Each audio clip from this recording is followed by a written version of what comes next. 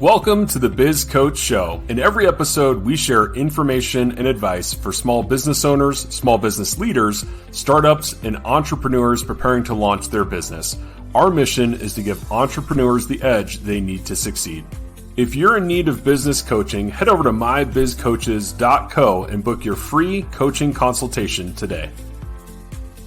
The Biz Coach Show is presented by Eric Whitmoyer, the owner of My Biz Coaches, a business coach, serial entrepreneur, author, and speaker, as well as David Macon, a certified professional in talent development, growth expert, writer, and small business strategist. Our guest today is Erica Seagrave, founder and CEO of MJS Consultants. Erica is a serial entrepreneur with over 20 years of experience. She's a business coach and consultant. Her focus is on bringing value to small organizations so they have the time and financial freedom they desire. Learn more at seagraveconsultants.com. Well, hi, Erica. It is great to have you with us today. How are you doing? I'm good, David. Hi, how are you doing? I'm doing awesome. Yeah, thanks for asking. We've also got Eric. Eric, how are you doing today? I'm doing well, David. Thank you. Good to see you again. Yeah, likewise. Well, excited for our conversation today. I know we've got a lot of good information that we're going to share with our audience. But before we get to that, Erica, can you tell us a bit about your journey to where you are today? Absolutely. So I started my first business about 20 years ago. I am now in my third business. 2003 is when I started my first medical business. And I purposely knew that I was going to start the business, grow it, and sell it. So after about 16 years, I sold that company. But during that time, I also started a second medical business. And along my journey and path, I'm a clinician by trade. In my previous companies, I was a neurophysiologist. So I had a clinical background and training, and that's what I went to school for. But along my journey, I saw that I really enjoyed being in the business and working on the business and managing employees and how to show them value. And so this time around for my third business, which is MJS Consultants, I decided to just really focus on it's industry agnostic, so any industry, but helping and focusing on small businesses and helping them grow and level up, like being the person I wish I would have had 20 years ago. So that's what I'm doing right now, and that's my business journey. I love it. That's awesome. Yeah, thanks, Erica, for sharing that. I'm curious, Eric, how did you first get connected with Erica? That's actually a good question. Now I'm trying to remember. We connected through a networking. I think it was it Alignable? It was actually Laura Wolmer. That's right. It was Laura. And then we both went to Accelerant. We were at an Accelerant event as well. So multiple connections there. Yeah, absolutely. I should have remembered it was Laura. But she recognized you were doing coaching and we were in the same space. And she thought, you know what, you guys we had seemed to have a lot in common. So I think that was one of the things that she definitely recognized as a connection. And certainly when we met, that was very much the case. So a lot of things that you're doing, we've had similar experiences. And I would say even more importantly, I think there was a synergy and alignment in just the way that we think and the way that we go about our coaching business. I believe in how we support our customer. You literally just said a moment ago, you were trying to be the person you wish you had in your previous businesses, and I can absolutely appreciate that. That was something that resonates with me as I engage with my clients. I try and think about what are the things that I wish somebody had helped me through or prepared me for. And I think that's probably one of the things that really resonates with me about your approach, Erica. I completely agree. And in fact, when we met the first time, we will go back and it was a Zoom conversation and only scheduled for an hour, but we ended up talking for about 2 hours, and we probably could have talked longer. And then we even had a second meeting a few months later, which was also about 2 hours. I think it's refreshing knowing that A, we're not trying to compete with one another, but B, we've been in the same shoes and the experiences that we could share with one another. And it's refreshing to know that, even you and I have our own business struggles, and we were able to talk to one another and say, yeah, we share those commonalities, but we're really trying to do the same thing with our clients. So it's very refreshing. Laura was spot on when she thought we would, have great synergy. Yeah, I agree with that 100%. I love it. Well, that's great. And it's interesting, right? This is the Biz Coach Show, but we rarely have two business coaches on at the same time. So really excited to see what we unpack and where the conversation goes today. And kind of on that note, Erica, can you give us a quick overview of MJS Consultants?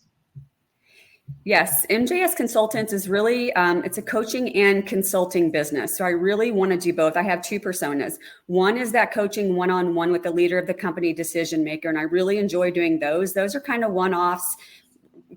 Some of my executives can sign up for multiple sessions within 1 month, and that's fine. I'm really working with the leaders of the company and developing them as leaders because it helps the organization. But the second part of my business, which I really enjoy doing, and it's really one of my strengths, is operations. So companies will hire me to come in and be kind of an interim or a fractional COO. That's kind of the new word that we all use, is the fractional COO, because I can come into their business, I can look at things and help them determine what their strengths are, what are they doing right, or where are the holes, and let me help you fill those holes. And maybe it's for a 6-month stint or a year stint. And then basically I work myself out of a job until I move on to the next company. And I enjoy doing that because I know that I've showed them value in that, 12 months time. And it allows me to come in and not kind of, have an iron fist and say, you're doing this all wrong. But it's more like, I've been through what you've been through. I feel you, I see you, and let me help you so you don't have to spend the time and money resources that I had to. So those are the two types of clients that I work with. And I really enjoy doing both. I love it. No, that makes sense. I was going to say, I think that, and there's something that Erica just said, and I think it's an appreciation that I have for Erica, and I share that same concept, which is the idea that I've been in your shoes, I've walked your path, I know how hard it can be to do what you're doing right now. And in my particular case, I did it as a small business, but I also did it as a larger company, as an employee for a larger company. Being a key executive in a big company that grew from a small company to a big company, I know all the pains that you're going through, so I can appreciate it. And more importantly, you can open up to me, you can share with me your frustrations and your concerns, Mr. and Mrs. Client, because I've been there. I've done that. Don't. There's nothing you're going to tell me that's going to scare me, right? It's like I literally had a client, or not a client, but a partner opportunity yesterday, a conversation, and that came up. She's a fractional CFO, and she mentioned, she's like, people are initially they're afraid to kind of share some of their financial data, and she's like, once I get over that, once I get them to understand that I'm not there to judge them, I'm there to help them. Now I can come in and we can be real with one another. We can really work on a strategy to get past and improve the business, as opposed to feeling like they're afraid to share something with you. And I think that that's important because, Erica, to your point, you had businesses that you grew and you built, and having that personal experience of having done that gives you that ability, that credibility, really, to come alongside your client and help them with the circumstances they're dealing with, because it's not just the tactical changes, like you said, as a fractional COO. It's not the tactical things that you do that's important, but what's equally important is that understanding from a mindset and what some of the challenges that they're dealing with, trying to balance family obligations with a business that, even if it's not necessarily struggling, it's just not performing it the way they'd like it to, and how do they get to that point, right? And so knowing that psychologically, what are they going through, and being able to speak to that is also, I think, quite valuable. Absolutely. And Eric, it's breaking down those barriers, because like you said it, you have to build that trust factor. And we as coaches and consultants, we're not laughing at them. We're not, shaking our hand at them and saying, you're doing that all wrong. We have to set that precedent very clear and upfront and say, it's okay. I've literally had clients get very emotional and vulnerable in front of me. And I said, it's okay. Let that out. Let it go. And I'm not here to beat you up. I think you're doing a phenomenal job. We've all been through this. But you have to think of me as your right hand, as your sounding board, and bounce ideas off of me. So I'm just a kind of a silent partner in the background. If you want me to be seen, great, in your company. If you don't, that's okay, but I'm here for you.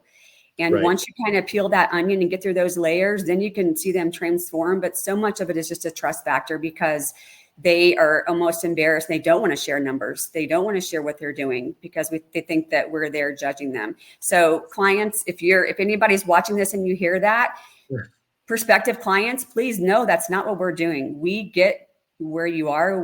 There's nothing you can say that's going to make us, is this going to scare us away? Nothing is going to surprise me. Nothing has surprised me yet.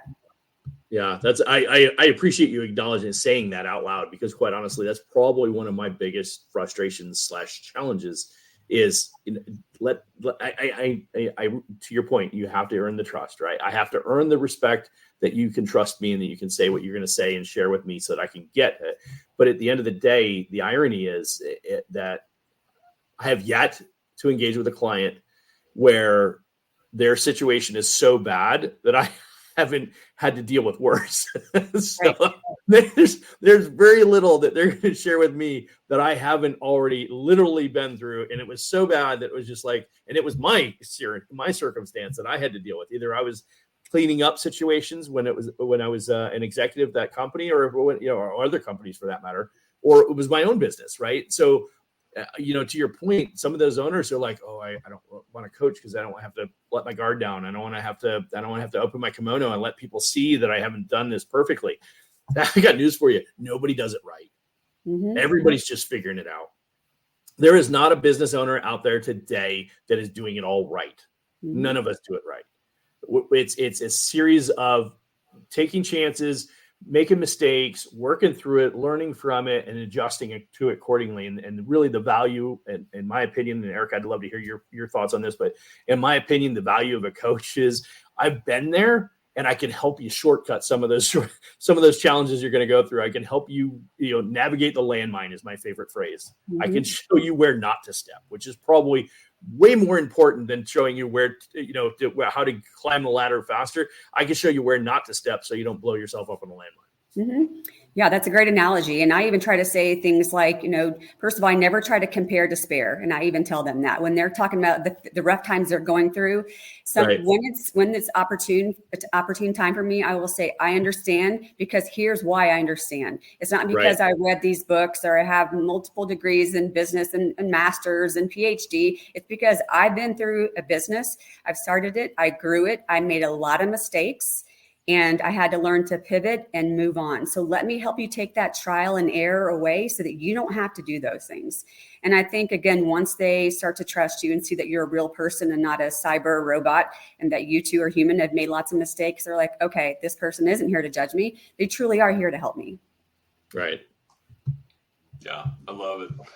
Erica, a few minutes ago, you said a word that resonated with me, which is transform or transformation, right? That these business owners go through working with a coach. And that really fits our theme, which is the power of coaching. And I'm curious, you're both business coaches, and I'm sure you've encountered some awesome coaches like yourselves. You've encountered some that are maybe not so good. What are some of the key qualities that distinguish an exceptional business coach from an average one?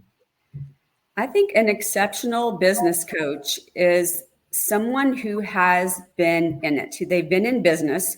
They've not only been in business, whether that's small, medium, micro, large corporates, I don't care about that, but they've owned their own business and they've been successful. I think that is really important. If I'm a client and I'm looking for a consultant or a coach, that's someone I would feel comfortable talking to who has been through, who's walked in my shoes, has been through what I've been through. So I think not only just owning a business, but they have had to have some success, because clients want to hear that, right? They want to hear a little bit of your journey and your success. And so that's part one. Part two is I think one of the things I'm very good at, and I always say this, is I kind of have a masculine approach with a feminine touch. And so I'm very transparent. I don't, I'm not like, oh, it's going to be okay. I'm not that person. I come at you pretty hard, but I also really care for my clients. And so I listen to them. I do more listening than talking. I interview them multiple times. I want to hear, because at some point in those conversations, they are going to basically lay out all their holes and all their problems if I just let them talk long enough. And then I help build a roadmap. So then I come back to them and say, this is what I heard you say. Here are the gaps. I don't want to, maybe let's capitalize on the things you're doing right, but let's work on those areas that you told me that are some of your challenges and weak points. So I really try hard to have compassion and care about my clients and just listen to them. That's kind of the part two that I think makes a coach successful. Yeah, no, that's great. And I'm curious, as you're thinking about, different clients that you've worked with and different coaching strategies that you've used, has there been a notable transformation or a breakthrough with one of those clients that you want to share with our audience? I've had a couple. I've worked with some clients. They were interested in hiring me to help them potentially sell their business. And I came in as a COO for their company, looked at everything. We looked at different policies, profit and loss statements, everything, hiring. And so we said, okay, here's what you're going to have to do if you want to sell your business. You need to grow it, because here's what you're making. Here's what you want to make from the acquisition. So now we have to really work hard the next year to help you grow. What we ended up determining was, and all along that journey, and I was meeting with the owner of the company and coaching her. I was also consulting. I really saw her transform as a leader and be a better employer to her employees. And that made me really proud, because there were times she would come to me and say, this employee is doing this. I don't think that's right. And I would say, okay, time out. I'm going to be devil's advocate here. I agree with your employee. I think you might be a little bit of the problem here. Let's take a step back in a very, professional way. I said, let's take a step back and look at you. What could you have done? And thankfully, she was very receptive and said, you're right. I think I could have handled that different. And it completely changed the dynamics of her company. She ended up not wanting to sell, and she was happy just with a little bit of growth and wanted to stay. But that year journey helped her realize that I don't want to sell. I want to stay exactly where I am. And that was a win for me, because it's what she wanted to do. But I truly saw her company just elevate, and I saw her elevate as the owner of the company and the leader.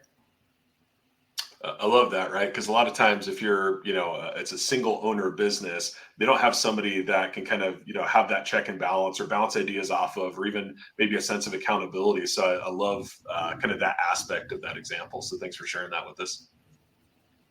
Yeah, absolutely. In fact, I'll give one other example about that is one of her employees had did something that she did not think was right. And so I said, do you have a policy in place for that?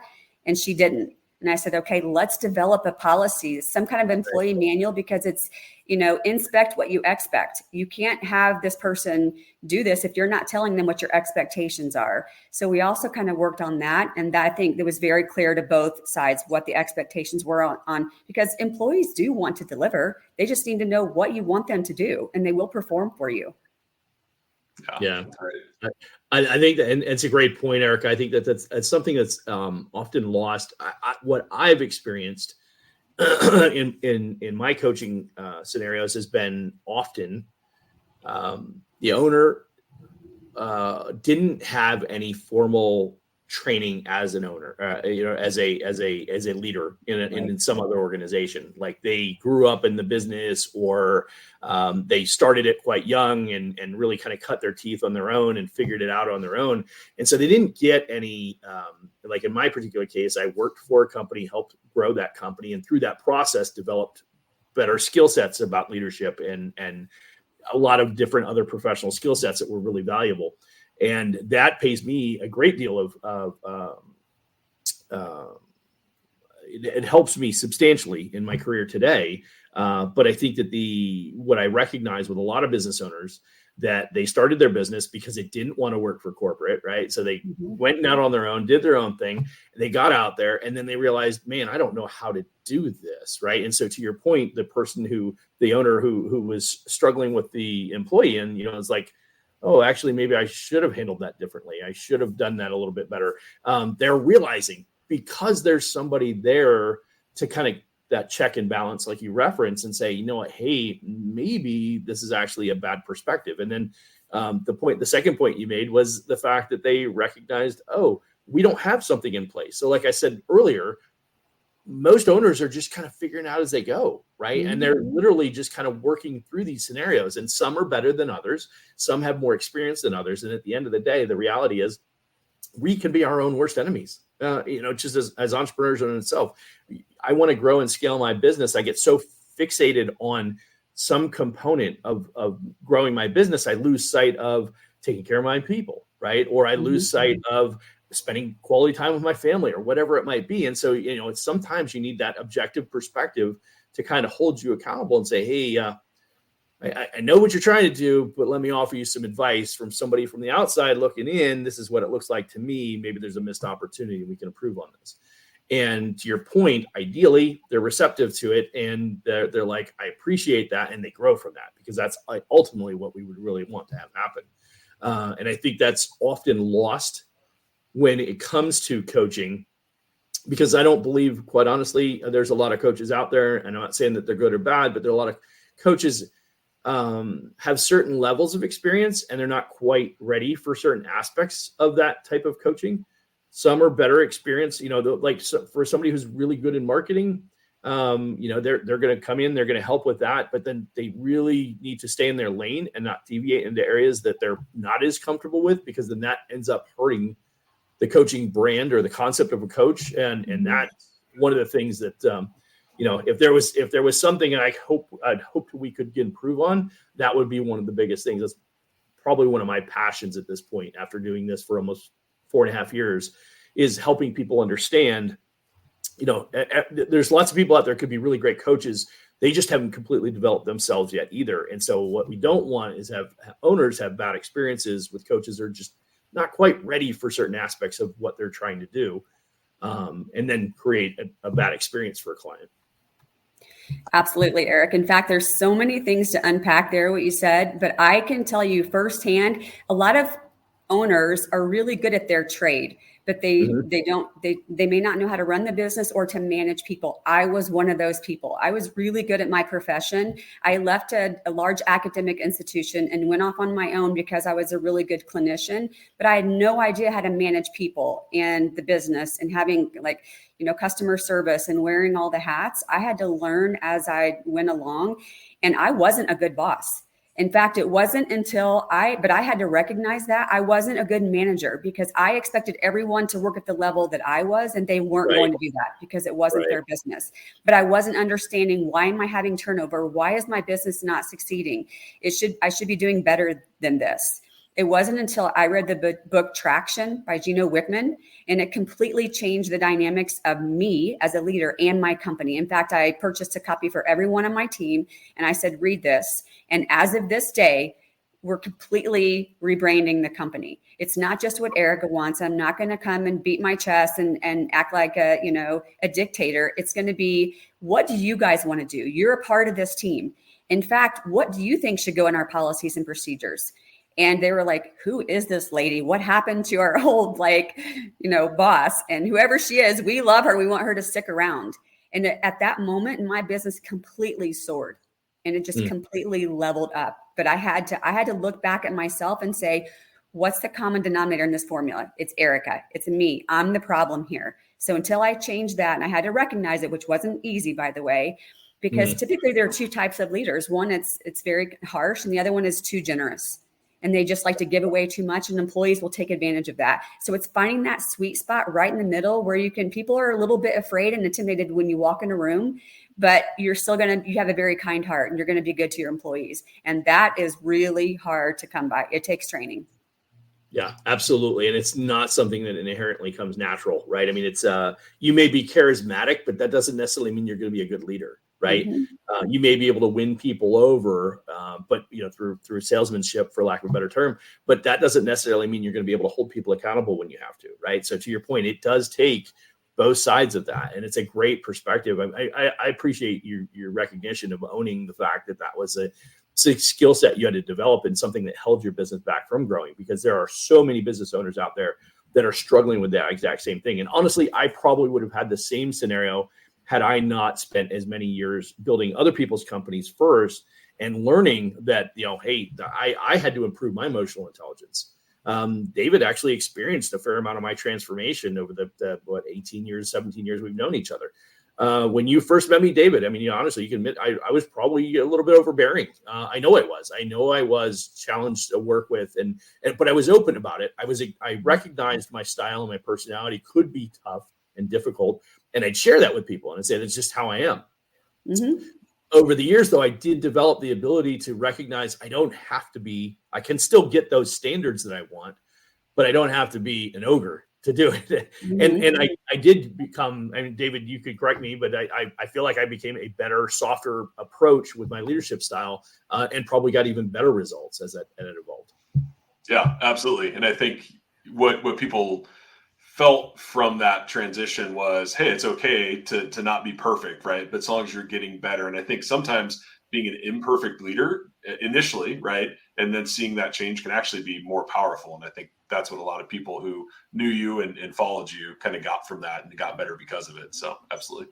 Right. Yeah. So Eric, I appreciate you acknowledging that, because I think that's, as a coach today, I'm certain that that's what makes you a really great coach, is your ability to recognize that, because you lived through it, right? You processed it and you went through it.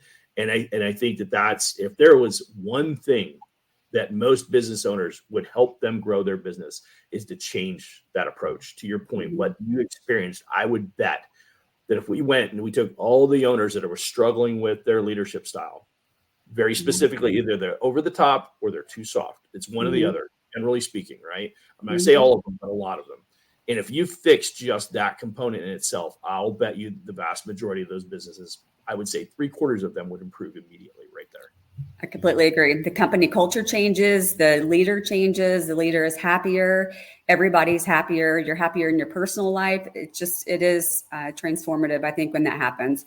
But you're absolutely right. It takes a lot of work to recognize that and continue to keep working on it. There are times I still find myself, falling down some, pigeonholes that I don't want to go down, and some old habits that I have to also work on myself. I love following Gary Vaynerchuk because he's in your face, but he's also kind of and some people don't like him because of that, but he's a good guy, he's a kind guy. And I just like the content that he puts out there. And he's really about being a good leader to his employees. So I kind of like, even though I don't have a team right now, I'm working solo, but I work with a lot of owners who do have it. They do have a team, and I once did. So I really enjoy following him and reading his content. Awesome. I love it. Well, as you guys are talking here, right, I know every client, every business is unique, right?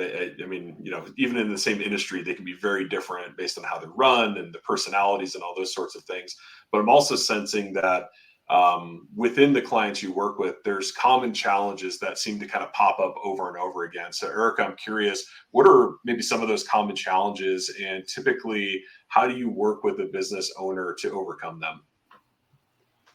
The common challenges that I experience with my clients are efficiency, lack of efficiency, time management, which it results in spending time on things that aren't bringing in the money. And that's where I really help them identify, because they don't even know they're doing it.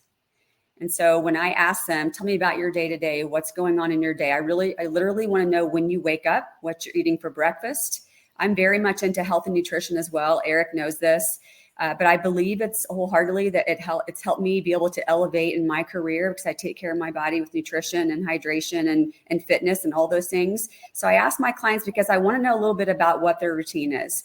And oftentimes I uncover and discover that they're spending time on things that are wasting their time, and they're not bringing in money. And so once I hear that, again, it's about a different approach and saying, what if you just tweaked this or did that? I don't come at them, too harsh and say, you're wasting your time. How is that bringing you money? I try to say it in a little bit of a softer approach. So I think that's one of the common themes, that is a lot of attention deficit because of the distractions, a lot of streamlining and consolidating things, and just poor time management and spending time on things that just do not matter. So that's what I really try to help them work on. That's what we have to work on straight away before we can really move on to the next step of the roadmap, which is, again, bringing in money. Let's spend less resources, time and money, and let's bring in the money. So let me help you do that. Everything else, I don't care about. That's all noise to me. Let me help you do these things. But those are the biggest commonalities I see with my clients.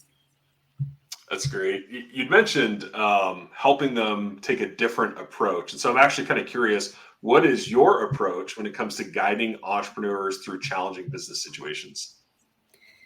First, identifying them. I think they have to identifying what they are, what's getting in their way. I do a lot of different presentations, and I talk about time management and the 4 P's of time management. And I think we, kind of talked about this before, but prioritizing what you need to do that day.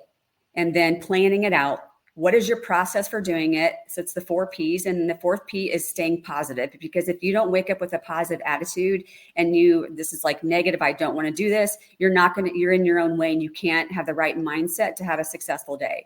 So I talk about the 4 P's of time management, and also just almost giving my clients permission to say, if you get 3 things done a day, that's amazing. Everything else is bonus, but get 3 productive things done each day. So I kind of give them tools and tactics to take along their day when they start getting hung up on things and they're not able to get things done. When they say, I can't get all this stuff done in one day. I'm like, I'm sorry, we all have the same 24 hours. I don't feel sorry for you. It's probably because you're doing something that you don't need to be doing. So let's reel yourself back in, put the phone down, put things on your calendar, whatever that looks like for you. If you need my help, I'm happy to help you do those basic things.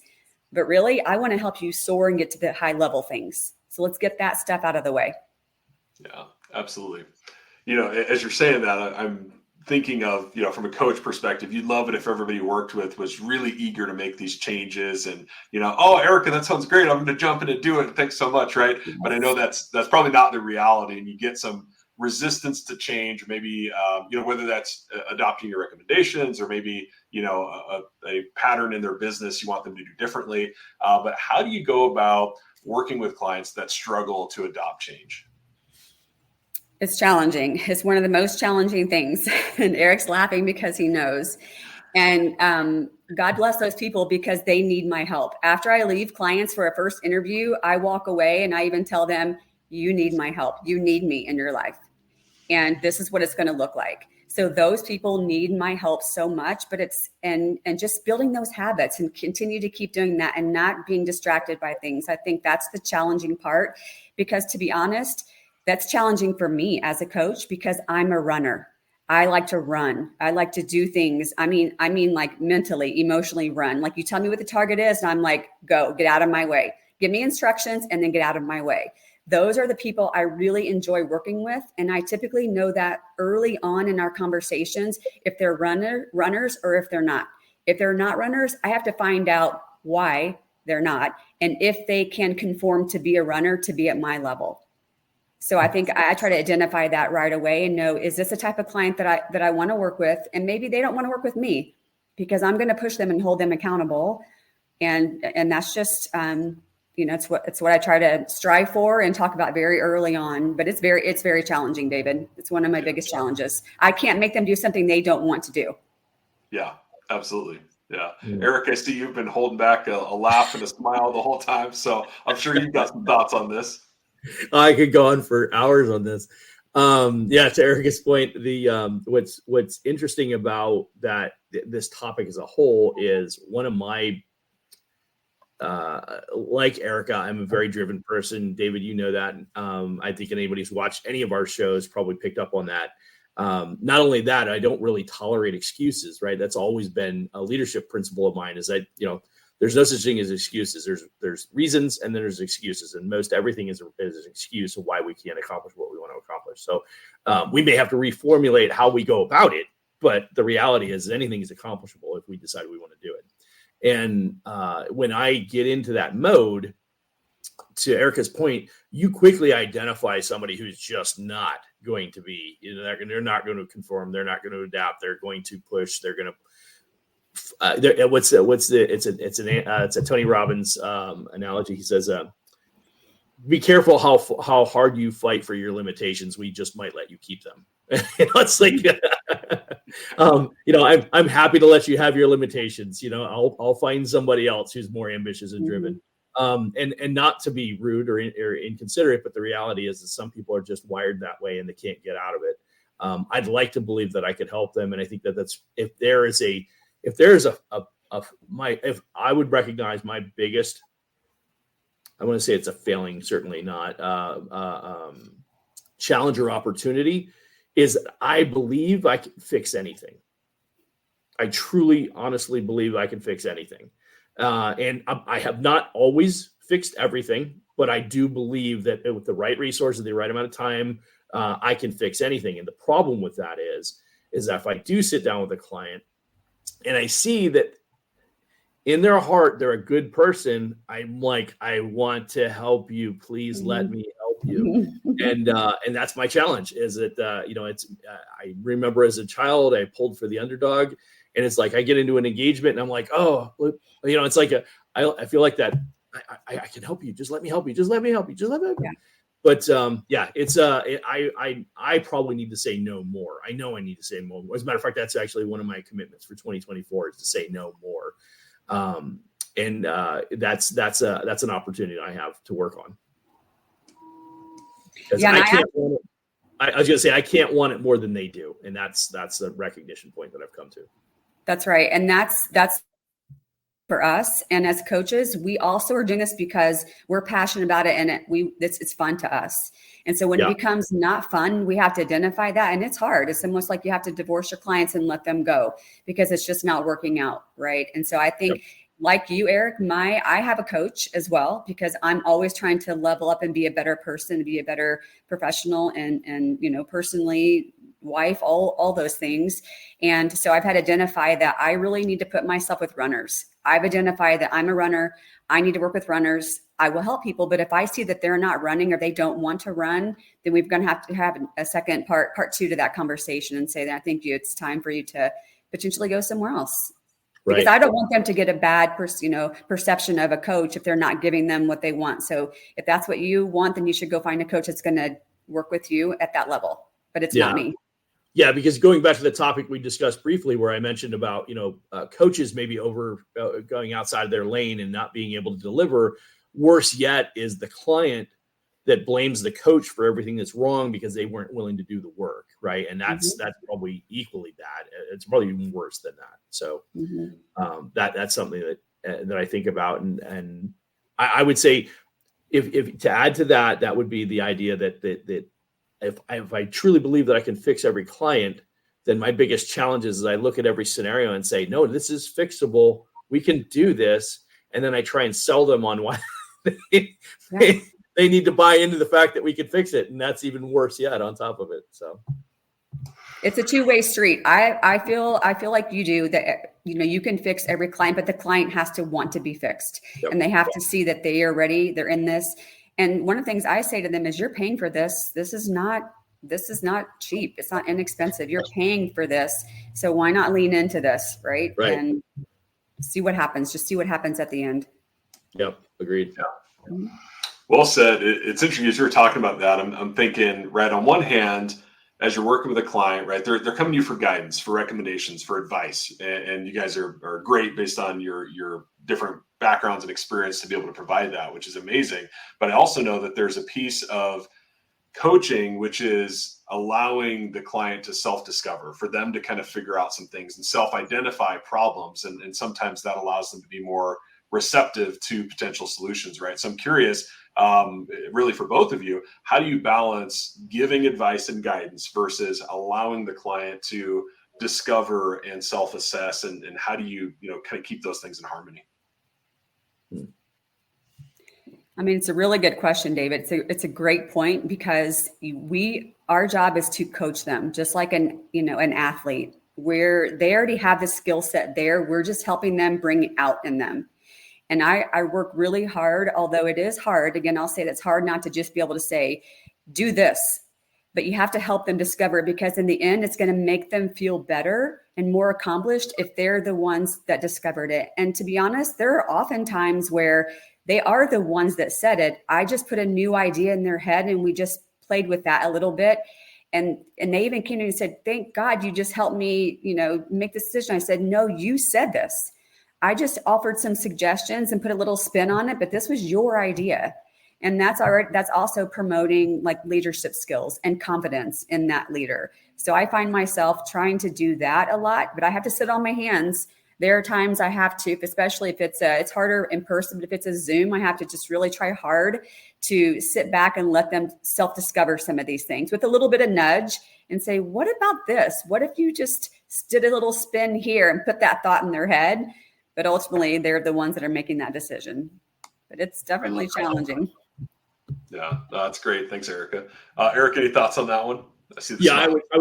I would say, and a similar in my case, I developed that skill again as a sales manager over the years, because thanks to my father, he helped me identify at a relatively young age in my early leadership years that I can't do everything for everybody. And even if I wanted to, I couldn't, I wouldn't be nearly as effective. And he challenged me. It was a simple situation. I was managing, I think it was about a dozen stores at the time, and my phone was ringing off the hook. And it was a Saturday, and we were having a family outing, and I'm spending time with the family, and I'd keep stopping to grab my phone. We were actually playing basketball in the pool, and I kept stopping to go answer my phone to do these. And my dad said to me, he said, he goes, I got a question for you. You're pretty busy. He goes, my dad's just really good like this. This is a skill set I wish I could develop even better from my father. But he was like, I got a question for you. He says, yeah, I wonder how many of those questions that these people call and ask you about would be resolved if you just didn't answer them and let them figure it out for themselves. And I'm like, oh no, Dad, you don't understand. If I don't fix it, it'll be a mess. It'll be a disaster. I'll come back on Monday and have to clean up all this mess. And he says, oh, I think you'd be surprised. So he challenged me.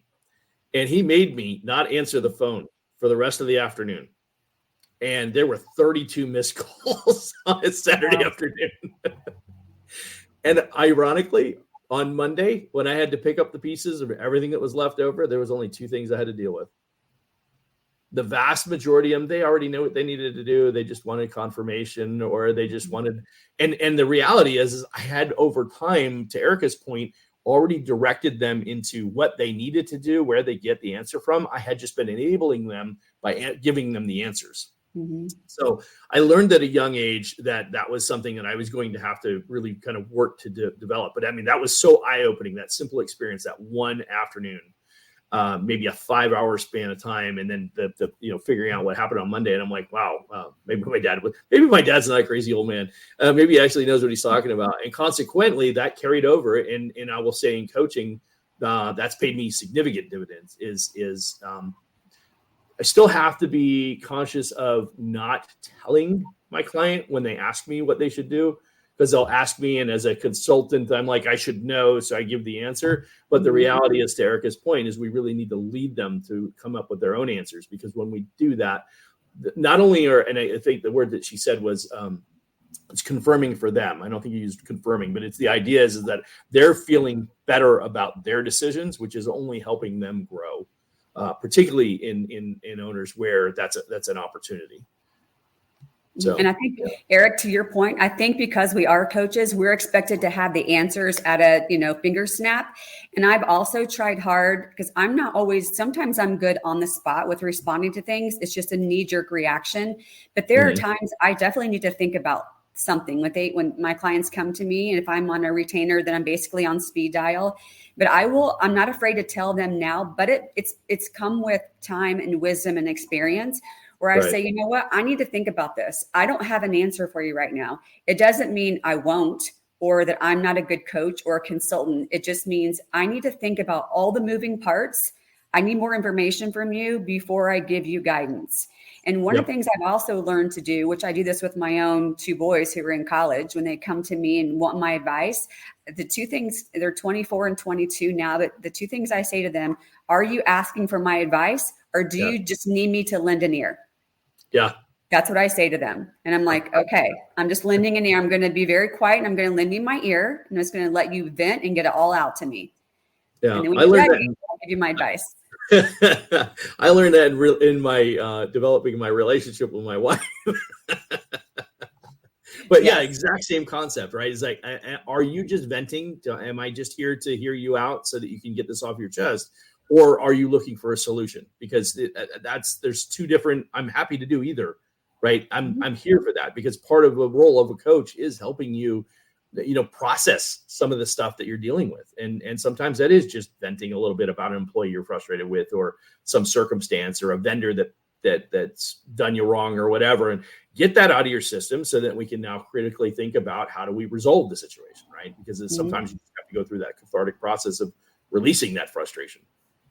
Absolutely. And being humble enough to say, you know what, I like your idea better. If a client comes to me, I work with a lot of startups, and right now I'm this interim COO of a startup.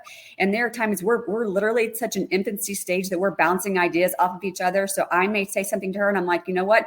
Retract, abort. I didn't like that idea. I like your idea better. Let's go with that. So it's also being humble enough and not, thinking that you can't let them, there is no upper hand. It's not a competition, but you're really there to guide them. Right. And just be humble enough to say, I don't even think about it now. I don't even think of it as being humble. I just say, you're right. I love it. I love that idea. Scratch mine. Let's go with yours. Right. And I think that's an important component too, because to your point, we've referenced it a few times, is that sometimes I'm just there as a sounding board. So some of my best sessions that I really, really appreciated and enjoyed was when we were just doing brainstorming. Mm-hmm. I don't always get to do that as a coach. So when a client pulls me in and says, look, as the coach, we want some feedback from you. Here's some ideas that we have. And I'm trained to think in contingencies. I think of what are the things that could go wrong with that. I also love the idea of where could we go with that, right? Where could it potentially lead us? So I'm on one hand, I'm thinking, how can we go bigger? How can we do this? But I'm also thinking, how can we minimize the risk? How can we make sure that the downside isn't too big? And so I'm trained to think that way. Mm-hmm. Sometimes I just want to get into the brainstorming session and just throw ideas out there and see what happens. And to your point, I don't care if it's my idea. I just want to hear really good ideas. And I like that. That's a experience that I've come to enjoy over the years. That's right. We want to see them succeed. So whatever that looks like. Yep. Well, I appreciate both sharing your similar and yet nuanced approaches to how you work with your clients, which is awesome. Wonder if we could peel back a couple layers of the onion and maybe get a couple of strategies that you use. Nothing proprietary. I don't want to get too deep in your business, but any specific strategies that you guys employ with your clients to drive impactful results. It's actually a great question, David, because someone who came to me, one of my colleagues and peers I respect, asked me what if I had a system. And I think what he was looking for is, what system do you follow? Maybe it's traction or something that, what is your system? And I had to think about that for a minute, because my system is interviewing my clients and determining what their needs are, what direction they want to go. And then I really help strategize, knowing that type of client that they are and how I'm going to be able to work with them and what their needs are, because some of them are similar in what they want to achieve, but they're different as well. And so I think for me, the strategy is really just taking time to listen, process everything, kind of going back in my quiet solitude of a space and thinking how I can help them build that roadmap. But it isn't just a cookie cutter system. And Eric can expand on this as well, maybe. But it certainly for me is not a cookie cutter business. I really want to hone in on my clients and see what their needs are. And then even tell them, I think it'll take you this long to get there. And not overshoot it. Like if you maybe doubling, tripling your income, if that's what you want. But if you come to me and say you want to 10 times it, I'm going to say that probably is not going to happen. But it's a very unique approach to each of my clients. The strategy that's how I would answer your question. Cool. No, I love it. Thanks. Eric, any insights into your process, secret sauce, you want to share a couple ingredients of your recipe, anything like that? Well, yeah, David, you already have some leading insight into some of the ways that we do what we do. But one of the first things that I would say is I've acknowledged very similar process that what Erica just referenced. I will acknowledge that to grow and scale my business, I did have to, and I continue to refine and determine a specific process. Not so much in it that's regimented, like first step is this, next step is this, next step is this, because I do believe that is incongruent to what a client needs. But I do believe from an efficiency perspective, particularly as we're talking about multiple coaches, and I'm talking about growing and developing people into coaches or making them better coaches, ideally is what my hope would be. And we do that by bouncing ideas off of one another. And what I recognize that there are some other coaches out there that actually have some unique styles or things that they lead with or insights that they have that they're able to pick up on. And I'm like, ooh, I could incorporate that into my style, into what I do, I should say more specifically. And so I have, and I would actually add to this, if I think through the process that I'm going through right now, and I'm in a reflective phase, which is another piece. We're 4.5 years into the business, and I'm starting to look at it and say, okay, how do I make this duplicatable, for lack of a better term? Because that's something that we want to do is grow and scale as coaches. Or specifically at my biz coaches. But when I think back to my time in the martial arts, what made me successful as a fighter, what made me successful in the martial arts as a whole, was the fact that I took what I liked and what worked really well for me from different people and pulled that together and made that my own system. And in the beginning, it was kind of an amorphous system. I didn't really have a structure or process, but I learned this style from Taekwondo, and I learned this process, this activity, this type of kick from another style, from this, and I kind of pulled it all together and made it mine. But I made it mine because it's what worked for me. And as I recognize other coaches, to Erica's point, not everybody's going to follow that same process. So what I would like to do, I guess, in a long-winded answer, I'd like to get a little bit more structure to my process, but I don't want it to be so routine that, or routinized that I can't adapt to different clients. And that's where I think that I've looked at other systems and I'm not impressed with them because they don't adapt accordingly. So I think that's there's a balance between the two. I haven't quite found it yet, but we're working towards it. Thanks, Eric.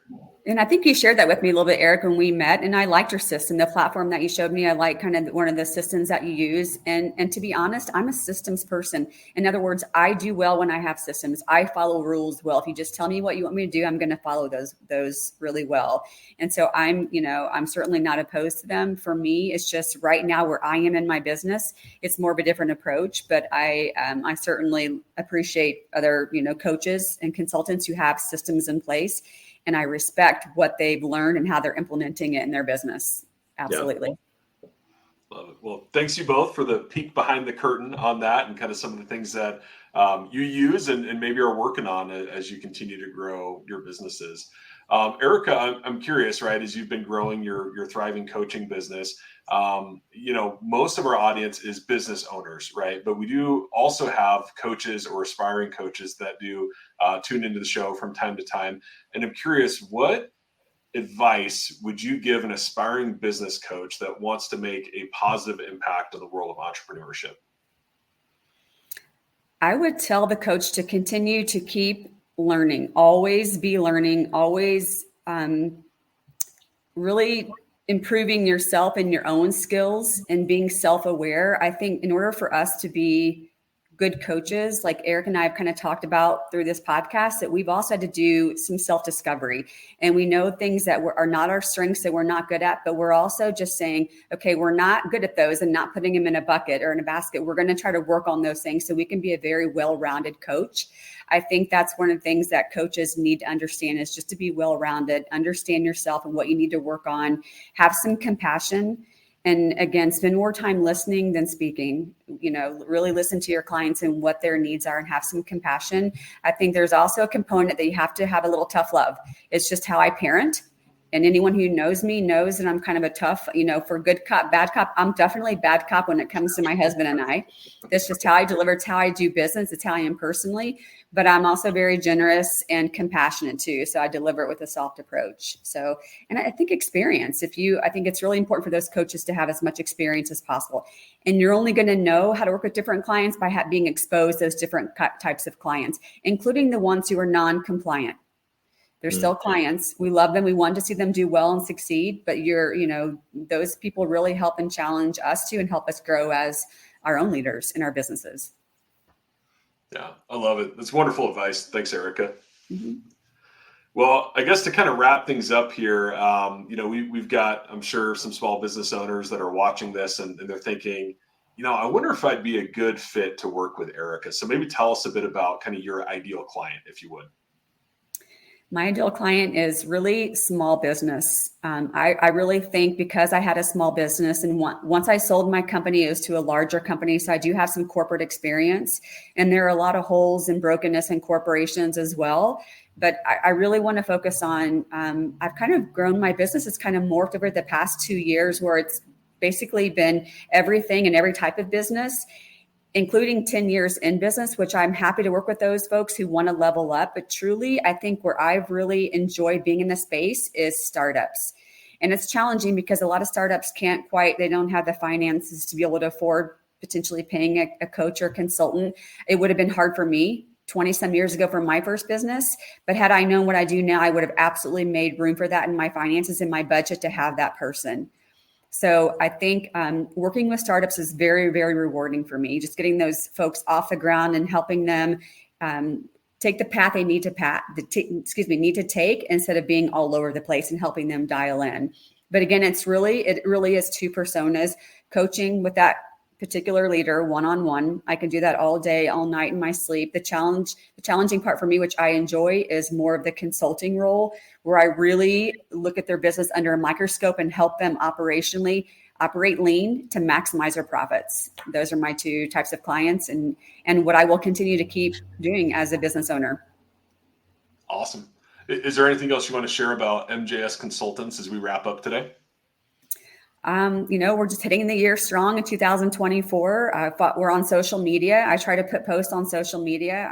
I actually did take a little bit of a pause because I needed a break. Sometimes we can get a little overwhelmed by keeping up with all the algorithms and all the things, but I typically try to put good content out there, and I'm very transparent. I give it business advice and coaching advice with different types of clients. So, we're open for business. We're accepting new clients. And I'm on social media at MJS Consultants. And then my website is seagraveconsultants.com. Awesome. Love it. Well, thanks so much, Erica. Been great hanging out with you and a lot of great advice. So thank you so much for that. Eric, what's new at My Biz Coaches as we wrap up today? Yeah, appreciate that. So there's one thing that I would share is that 2024 is going to be a big year. I have committed to a very ambitious goal, way bigger than I initially intended to. But we're going for 100 coaches at the end of the year. So there's a lot of small businesses out there that need help, to Erica's point, and lots that we know that we can do to help them. One of the things that I think I've recognized is that as I continue to do this role, one of my opportunities is, I can't split myself into two and help multiple clients. And I have found myself in a situation where I know I'm not always the right flavor for every client. Erica kind of referenced, she can be a little tough love, and I'm very similar in that regard. And some people don't appreciate that. Some people do. And I think at the end of the day, most people would. But I think what happens, there's an opportunity to kind of leverage that. And I think when, as you bring more people into the fold and help them understand how to be an effective coach, which is ultimately my goal here, then we'll be able to help that many more businesses over time. And that's one of my things I'm passionate about doing. But we're able to, work with anybody, anywhere in the United States. We can actually work in Canada and many other countries for that matter.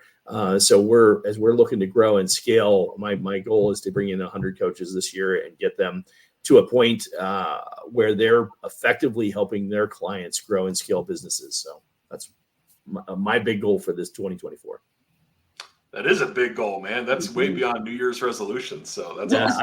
And it's out there on video now. So I'm thinking to myself, well, I don't know about that. You're real committed. We need to edit that out. Yeah, we're going to follow up in a year and see if you hit it or not. How's that? There you go. No, we're going to keep you accountable. So now you have two guys. Right. We're going to hold you accountable to that. It's I big expect that, Erica. aspiration. I love it. Love it. Well, as always, Eric, been great hanging out with you. And Erica, thanks so much for joining the Biz Coach Show. A lot of really good stuff. And we hope to have you back soon. Thank you. Thank you for having me. Absolutely. Our pleasure. And for our audience, be sure to subscribe and we'll see you on the next episode. Thanks.